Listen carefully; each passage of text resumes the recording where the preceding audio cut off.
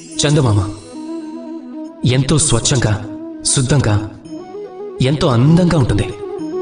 కానీ మీరు అదే చందమామని తదేకంగా చూసినట్టయితే దానిలో కూడా మీకు మచ్చలు కనిపిస్తాయి. ఇక ఈ మచ్చలున్న కారణంగా ఎప్పుడైనా ఈ చందమామ ప్రాముఖ్యత తగ్గిందా? తగ్గలేదు. దానికి కారణం చందమామ యొక్క నిరంతర ప్రయత్నం. ఒకసారి ఆకాశంలోకి చూడండి.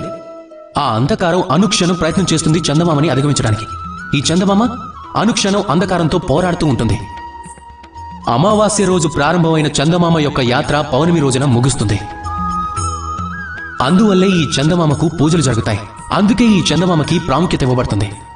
అదేవిధంగా మీలో ఏదైనా తప్పుంటే గనుక, అంటే ఏదైనా చెడుంటే, ఎటువంటి సమస్య లేదు. దాన్ని అధిగమించడం కోసం ప్రయత్నం చేయండి. అంతేగాని మిమ్మల్ని మీరు అస్సలు నిరుత్సాహపరచుకోకండి. అది చాలా తప్పు.